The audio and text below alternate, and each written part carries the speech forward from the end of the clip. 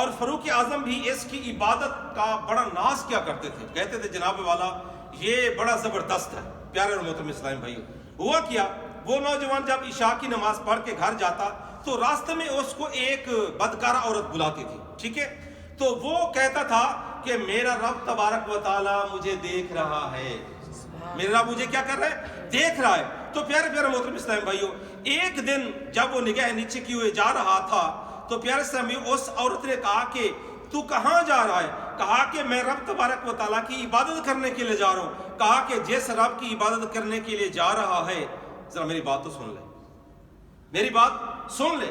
وہ نوجوان ٹھہر گیا. جب اس کے دروازے پر پہنچا تو پارہ نمبر 9 سورۃ اعراف کی آیت نمبر 201 اس کو یاد آ گئی، جس کا ترجمہ یہ ہے کہ بے شک پرہیزگاروں کو جب شیطان کی طرف سے کوئی خیال آتا ہے، جب پرہیزگاروں کو شیطان کی طرف سے کوئی خیال آتا ہے تو وہ خود فوراً حکم یاد کرتے ہیں، پھر اسی وقت ان کی آنکھیں کھل جاتی ہیں. اس آیت کریمہ کے یاد آتے ہی اس کے دل پر اللہ کا خوف غالب آیا اور وہ بے ہوش ہو کر زمین پر گر پڑا. جب یہ بات دیر تک گھر پہنچا، اس کا بوڑھا باپ تلاش کرتے نہ پہنچا تو اس کا بوڑھا باپ تلاش کرتے کرتے اس کو پتا چلا کہ وہاں پہ تیرا بیٹا جو ہے نا بے ہوش ہوا پڑا ہے فلاں کے گھر کے سامنے. اس کو کسی مدد کے ذریعے وہاں لے جایا گیا. تو پیارے اسلامی بھائیوں، جب گھر گئے، کچھ اس کی دیکھ بھال کی، اس نوجوان نے ایک چیخ ماری اور اس کی روح پرواز کر گئی، یعنی وہ نوجوان فوت ہو گیا. تو پیارے اسلام، یہ رات کا عالم تھا، راتوں رات اس کے کفن دفن کا انتظام کر کے اس کو دفنا دیا گیا. جب صبح ہوئی، دربار فاروقی لگا تو اس نوجوان کے چرچے ہونے لگے، اس نوجوان کے چرچے ہونے لگے. لوگوں نے کہا کہ یا امیر المومنین، وہ جو نوجوان تھا وہ تو رات فوت ہو گئے، جس کی آپ تذکرے کیا کرتے تھے، جس کی عبادت پہ ناز کیا کرتے تھے، وہ رات فوت ہو گیا ہے. اللہ اکبر. تو فاروق اعظم نے کہا کہ اس کے والد صاحب کو بلایا جائے. جب اس کے والد صاحب کو بلایا گیا تو کہا کہ مجھے کیوں نہیں بتایا؟ تو کہا کہ حضور آپ کے آرام کا خیال تھا، آپ کے آرام کا خیال تھا، رات تھی اس لیے آپ کو نہیں بلایا.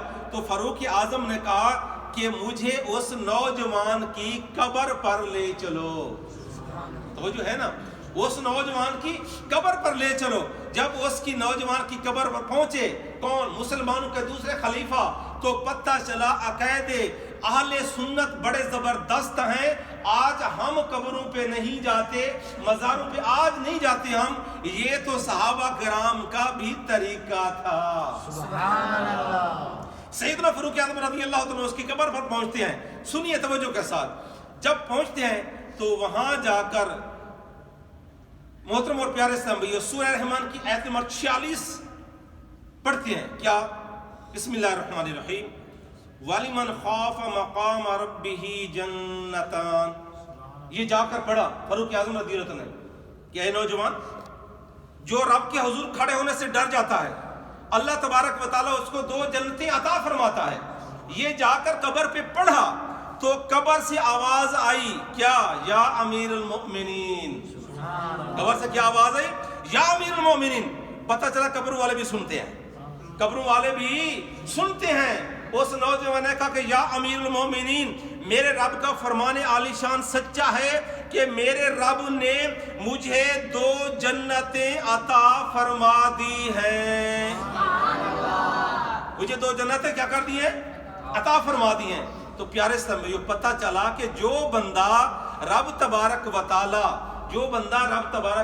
کے حضور